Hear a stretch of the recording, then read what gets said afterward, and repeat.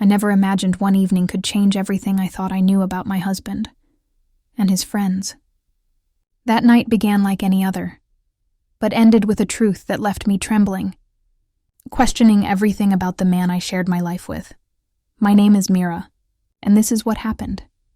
For 5 years, my husband Nalin and I had built a quiet life together in a small town.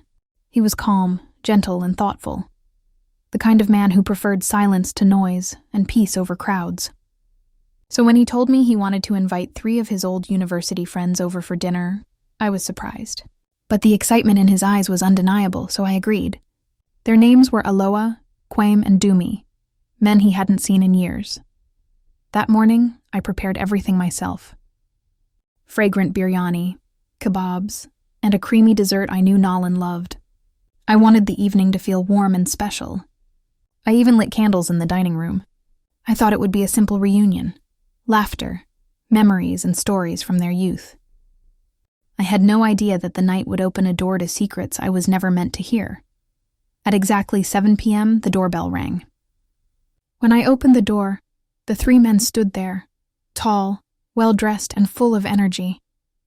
They greeted Nalin like brothers long lost. For a moment, I felt like I was watching something sacred, a bond built on something deeper than friendship. Dinner started with jokes and stories. They praised the food, complimented the house. Everything seemed perfect, but as the evening went on, something began to feel off.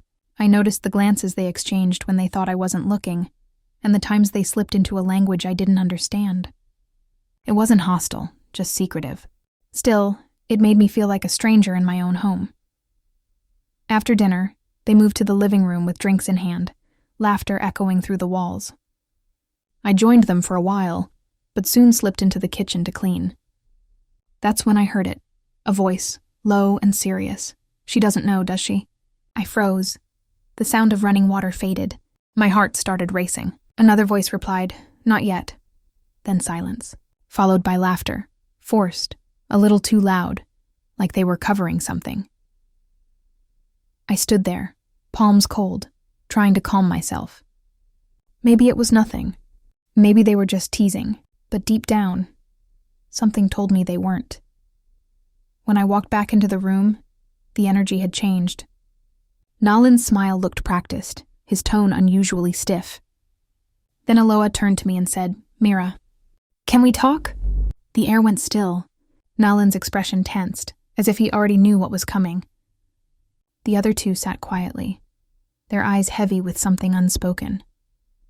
Aloha's voice was calm, but there was a weight behind it.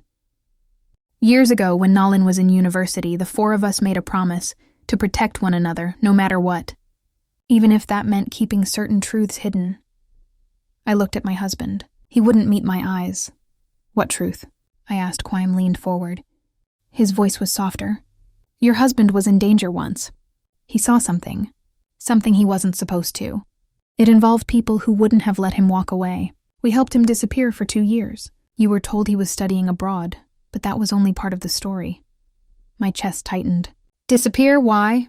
Dumi spoke for the first time, his tone steady but cold. "Because if the wrong people had found him, he wouldn't be here today." I turned to Nalin, shaken. "Why didn't you ever tell me?" He looked broken. "Because I didn't know how.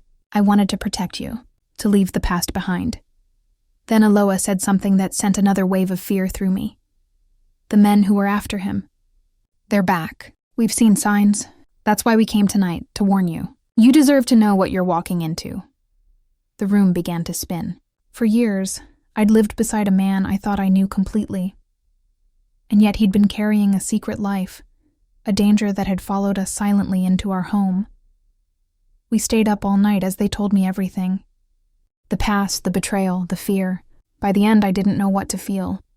There was anger, yes, but also understanding. These men had risked their lives for each other. And my husband, for all his silence, had been trying to keep me safe. Still, trust once cracked doesn't mend overnight.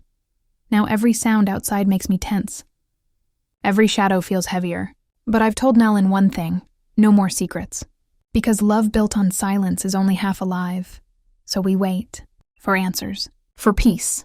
For the past to finally let go.